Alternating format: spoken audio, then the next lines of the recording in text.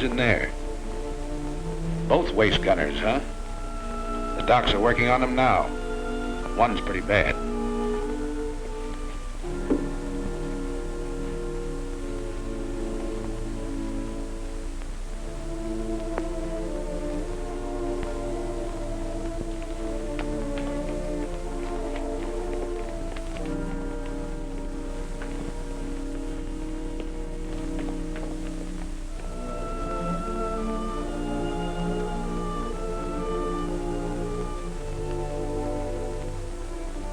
Easy now, you guys. It's Bob Wallace, co-pilot. They slammed one through the cockpit, tore into Wally below his knee.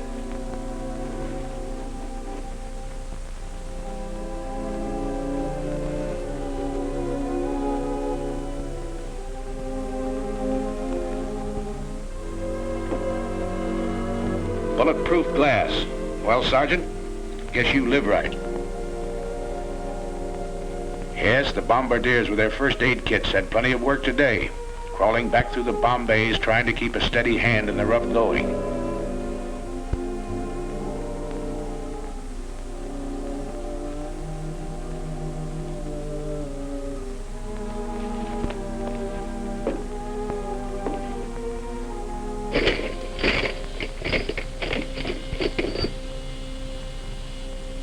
Many of your pals left you that day.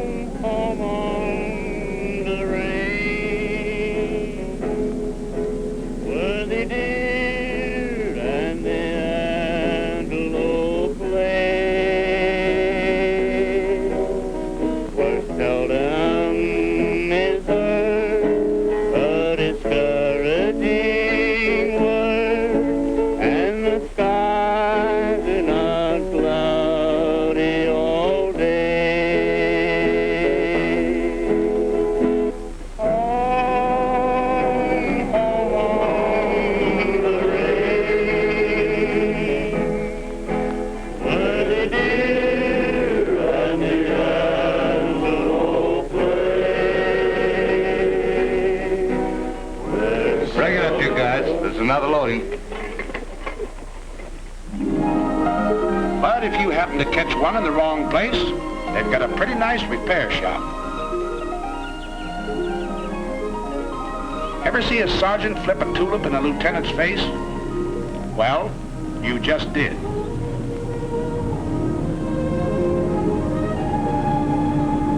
Yeah, while the gang at the base carries on, you can take it easy for a while.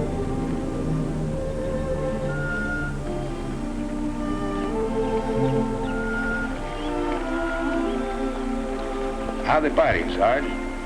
Nice fat pike, huh? This one's been stretched a little. We drop in on Lieutenant Bob Wallace to see how he's doing. How you feeling? Great. I'll be out of here in a couple of weeks. Oh, Miss O'Neill, it's Captain Gable. How do you do, Captain Gable? How do you do, Miss O'Neill? Wally, I never got a chance to ask you. Tell me just what happened when you got hit. Well, we'd left the target and we were on our way home.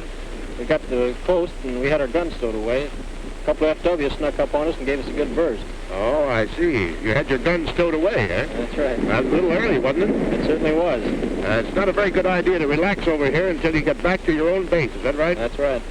Well, go ahead. Then what happened? Well, after I got hit, I climbed down out of the pilot's compartment and got the top turret gunner to help me down in the bomb bay. He gave me some first aid, put a tourniquet on my leg, and took a good job of it. Well, that's fine. I guess you think it's a good idea for these combat crews to have first aid training then, is that right? I sure do. Yeah. So, Wally, what do you think of the B-17s? Your instruments, your guns, and all the rest of the equipment they're giving you to fight this war with? It's the best equipment in the world. That's good. Say, I hear you got your Purple Heart, too. Yes, Colonel Kendall was in the other day and gave it to me. I was more nervous than when those FWs were diving on us. Well, outside of that, are they treating you all right around here? Did you hear that, Miss O'Neill? Wally's doing okay. Back at the base, they repair your ships, too. The busiest legs in the outfit belong to Major Ace Aikens, the S-4. This airplane's got to fly in the morning. It's going to be ready? Well, Major, I don't know, sir. Well, let's have no ceremony. Let's get the fans turning. Keep the fans turning. The slogan of the ground crew. They work hard, these boys. They work 90 hours straight without sleep. But your ship is their baby, and she's got to fly. And if you need to repair a few thoughts, Sunday's always a nice day for it, if there's no raid scheduled.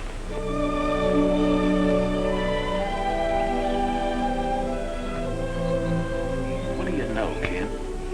This church was built 900 years ago.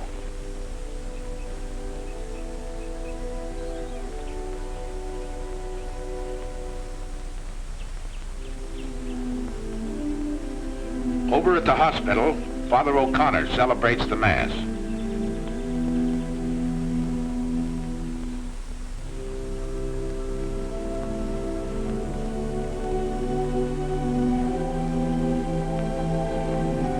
The boys receive Holy Communion. Here's Pete Provenzale. He's leaving the hospital tomorrow.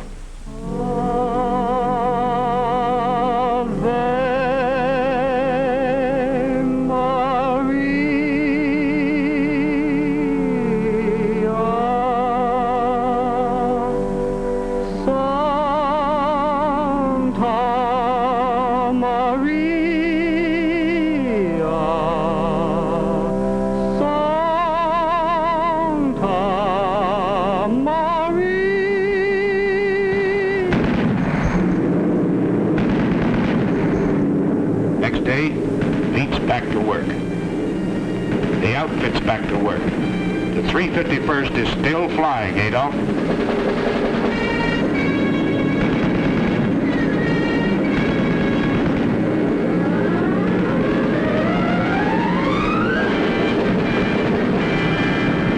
Agent orders. General orders number 93. Headquarters 8th Bomber Command. 11th July, 1943. You can't get out of it, you know. They pin medals on you for this sort of work. It's not so much a thrill for you. It's a big kick it will hand the folks back home. The Silver Star, the Distinguished Flying Cross, the Soldier's Medal. Dad and Ma and that certain girl. They'll cut out the clippings and drive the neighbors nuts. Bombardier Stevens, the DFC. Because he's been batting 1,000 over Germany. And one to Pilot Peters. He had to ditch in the channel, but his coolness and courage saved his crew. Bill Halls gets 2 clusters on his Air Medal for straight shooting. The DFC to Tim Tutchin. A Focke Wulf and a Mountain Lion? No difference, he says. The control wires were shot in 2, so the DFC to Sergeant Del Conte, who tied them together. His hands punctured with flak. A Silver Star finds itself next to Provenzale's Purple Heart. He refused first aid till the Jerry fighters quit and stuck to his gun. The day the group led the wing over Schweinfurt, Colonel Hatcher was air commander. To him, the Silver Star. And the DFC to Kenny Hulls. Colonel Gross is smiling because Kenneth was having a Coke in the PX when his name was called. Are you forgetting your 5 confirmed Jerry, Sergeant? We're not. And they don't forget you when you're a little battle-weary and need a rest. At a very gay seaside community, a world-famous resort hotel has been converted for your pleasure by the Red Cross. A great place here. Sleep, eat, or what have you. Hey!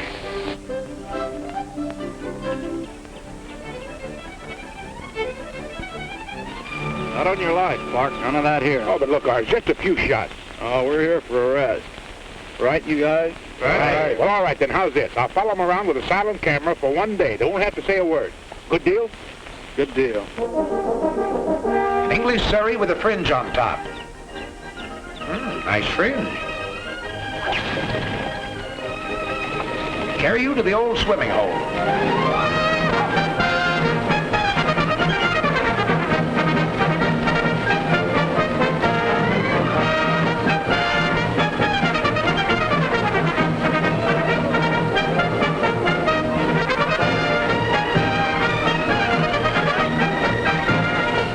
Let down your flaps and slide in.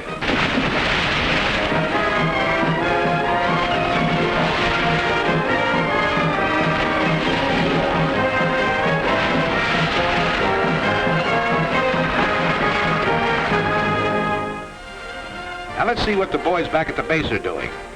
Why, they're getting a few laughs too. We'll let the man who's handing them out tell you about it. Hello, everybody. This is Bob, somewhere in good old Jolly Hope, laying a few eggs for the boys that really know how to lay them. Yes, sir, this is one of the happier cow pastures that we worked in over there in England. And look who's dancing. You know, I used to dance with Fred Astaire when we couldn't get girls. And right here you see Jack Pepper, which you hear through the courtesy of his draft board. This picture's a little dark, I understand, but after we were there a couple of weeks, we got a little braver and we started to work with the lights on. This is really a great, great crowd out there tonight. And I understand Rhett Butler is on the fringe of the crowd. They tell me that they stopped him from flying in those B-17s. They claimed his ears held the plane back. Nice little scene. Shows Pepper trying to get his expense money. Look at that mob. You should have heard him cheer when Francis Langford walked out and when Tony Romano played the guitar. Yes, sir, you'll never know how this bunch of boys picked up our morale. And again, the weather breaks over the continent, and the handwriting on the wall spreads your story. You're into the third panel now. You've been out 8 days in a row and done a doubleheader over France on the 9th. This man's Air Force is piling it on. New combat wings have been added. New air divisions formed. So you're not very surprised when General Aker comes that day. Something big is up. He goes into the briefing room to confer with the old man and his staff. They call in the squadron commanders, even the flight commanders. What did he tell them? Your 4 squadron COs, they know, but don't talk. Just grin a little with excitement. It's something big, all right, because the bomb dumps have been getting plenty of heavy stuff lately. And a loading order came through this afternoon. Stand by. More than that, wing racks. We're really going to pile it on.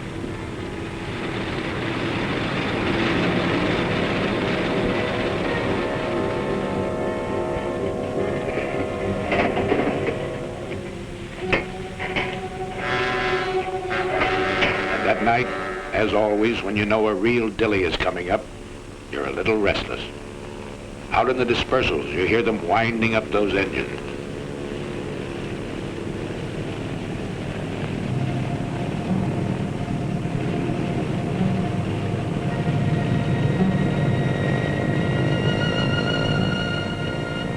That's all right, ground crew. Make 'em sing. Make 'em sing good.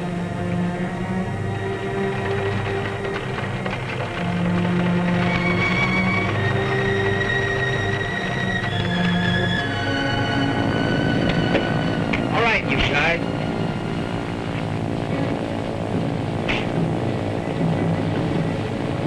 Breakfast at 3, briefing at 4.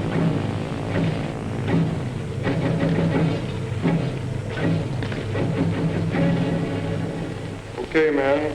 For security's sake, anyone know what the target is for today? Saint Nazaire, Brussels, Paris. Oh, we'll see. All right, Sergeant.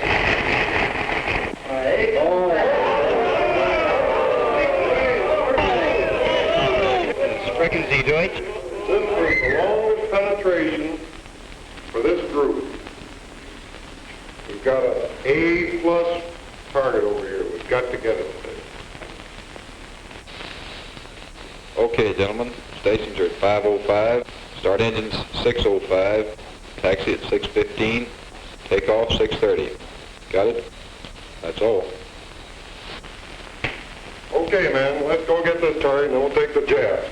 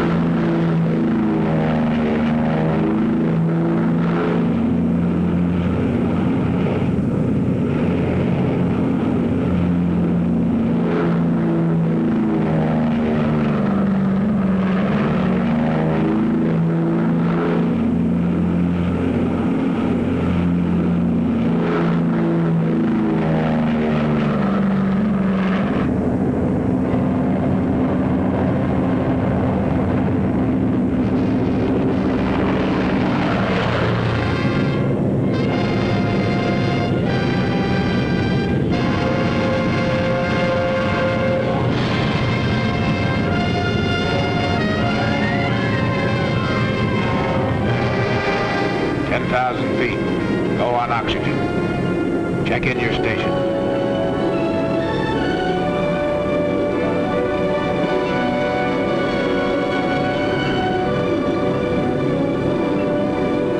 At the designated splasher point, still over friendly territory, you rendezvous with other groups. Your combat wing banks into position. Then wing after wing, as far as the eye can believe, the attack forms. It heads for its assigned targets 500 miles away. Up until this moment, your fighter escort is still on the ground, guarding its limited fuel capacity. Now flight control gives a signal to the Thunderbolts. They climb upstairs to overtake you.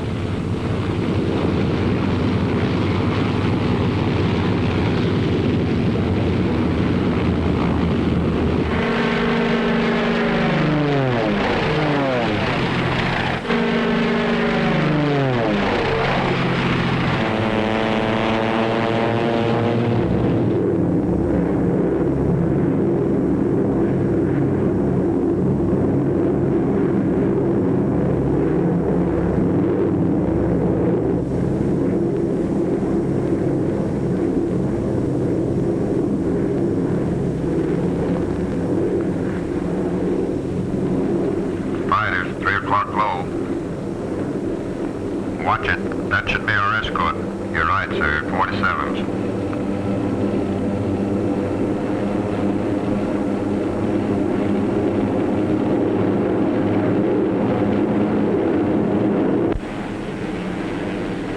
Pilot to crew. Over enemy coast. On the ball, you guys.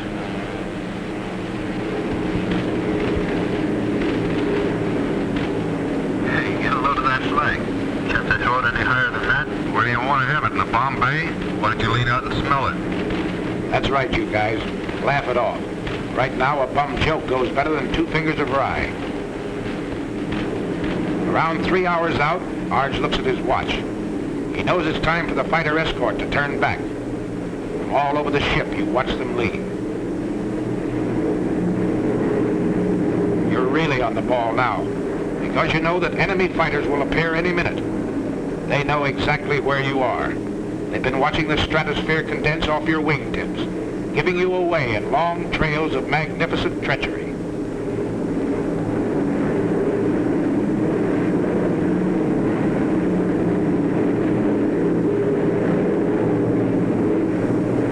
Okay, here they are. 9 o'clock high, enemy fighters. Same thing at 3 o'clock. Yes, at least those vapor trails work both ways. Arch watches the enemy formations as they parallel your course.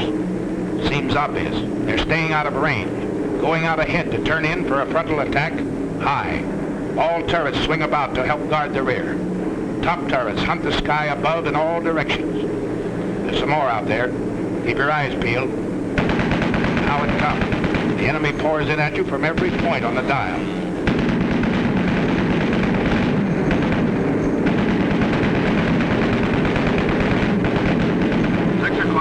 Level. 2 more at 5. Watch it.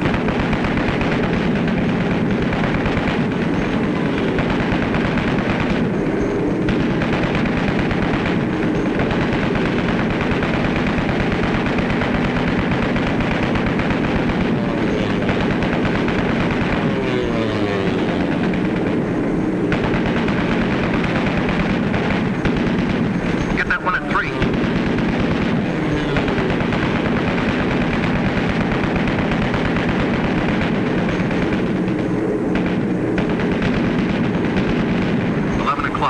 High.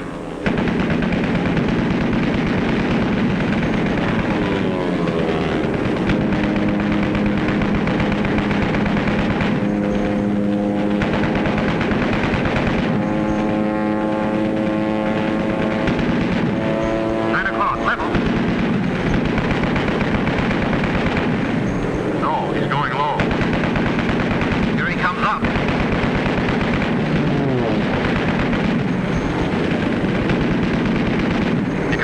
Wingman, smoking on number 4. He's going out and down. Check the chute, you guys.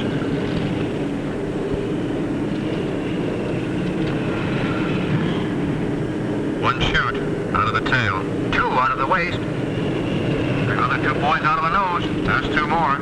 Pilot the tail. Pilot the tail. Let me know how they're doing back there. Roger.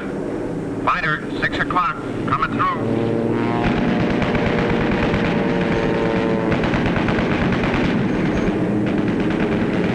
11 o'clock. Low.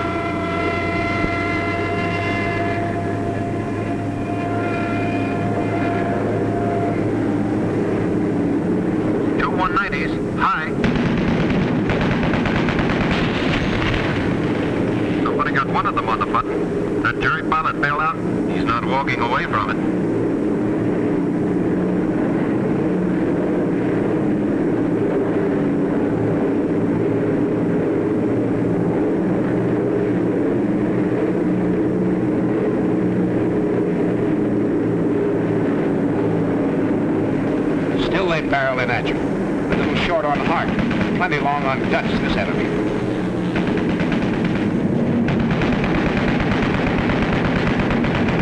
Another 17 hit. And again, you have to close the gap in the formation.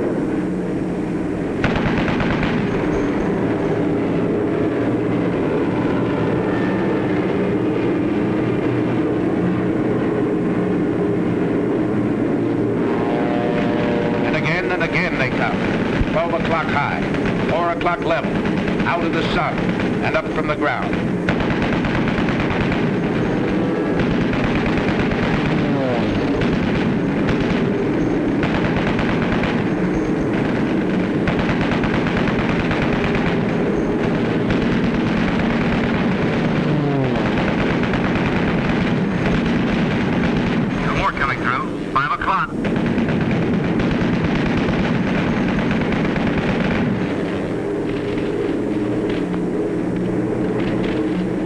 Crossing another flak area. It's heavier this time, so black and thick you can almost hear it, and it's more effective.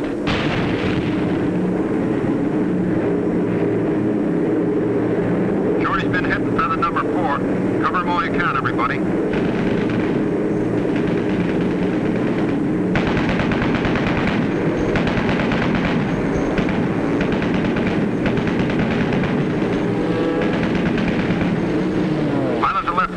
Pilot to left waist. There's another one working Shorty over. Can you help him? No can do, sir. Out of range.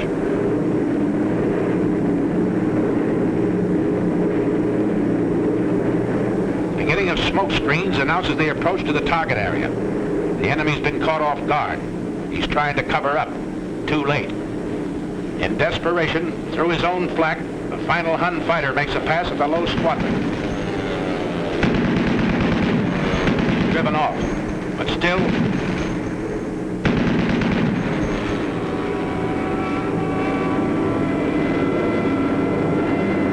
Did a fighter or a flak get that ship? Flak, I think.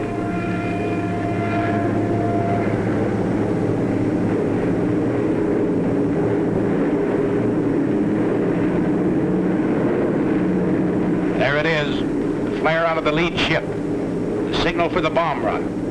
This is your attack. All right, Steve. We're on the IP. She's yours. I got her.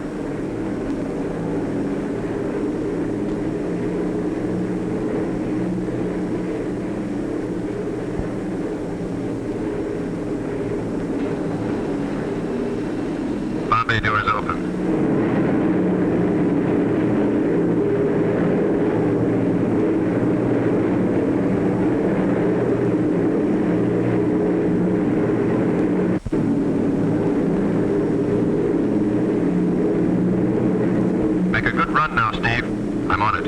Yes, make it count, bombardiers. They build these ships around you. Bombs away.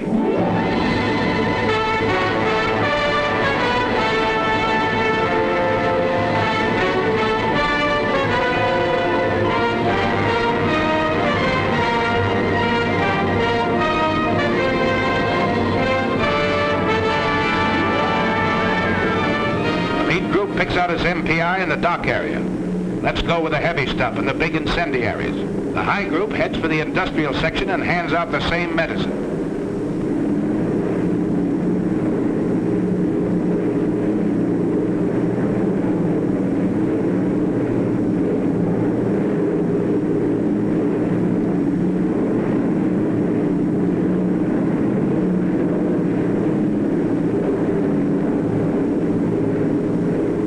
The low group turns for the adjacent airdrome. It blasts the field, the hangars, and repair shops with hundreds of deadly anti-personnel bombs.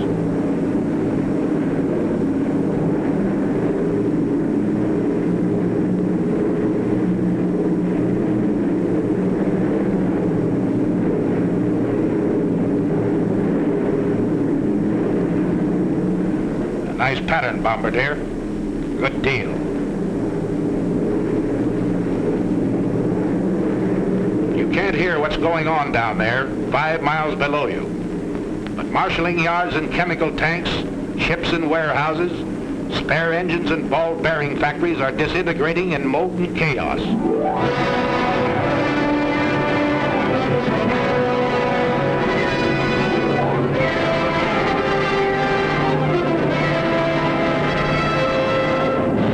It's thunder out of the Alleghenies, Adolf. You said Americans were soft and decadent? Well, here's a red, white, and blue headache that'll help you change your mind.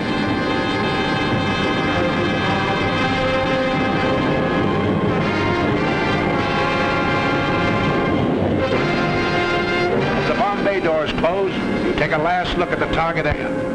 The smoke from its burning debris rises 16,000 feet into the air. More flak. The aim's still good down there.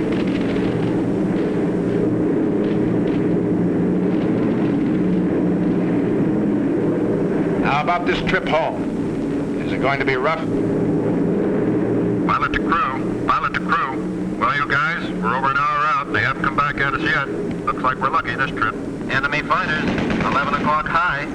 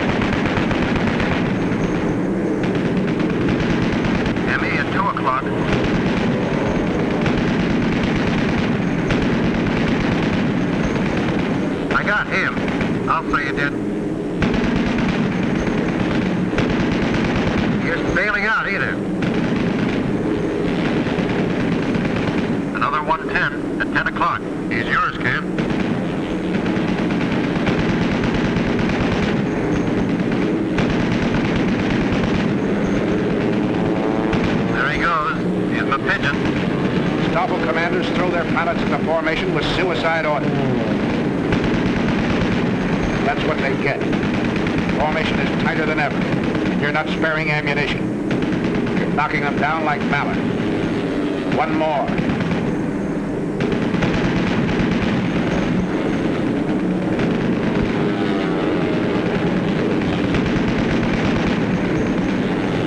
And another.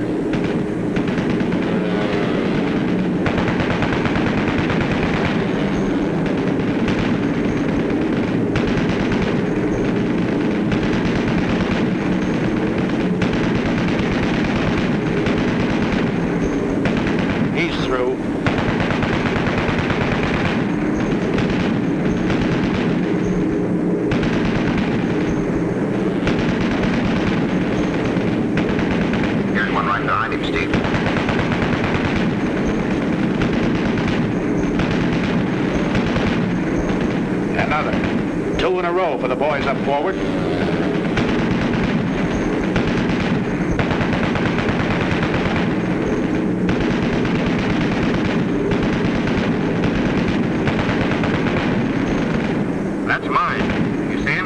Sure, Joe.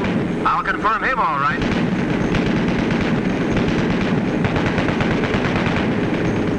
Get this 110. Pull her up, Art. Pull her up.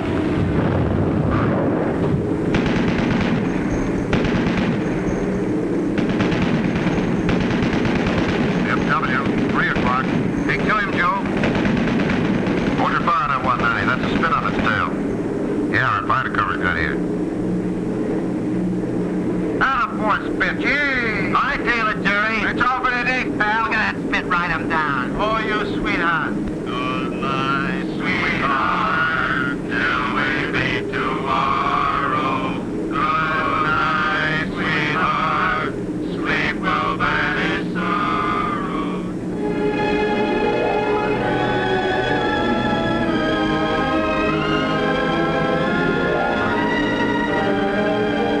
Your shadow on the undercast. The pilot's rainbow. Mission's end, but not the end of the battle. The fighting men from Maine to California still have a long, tough rainbow to travel. But they're looking the enemy right between his eyes. They're fighting him the American way, their American way of life. Enemy of America, look at these men. They're not gonna lose, brother.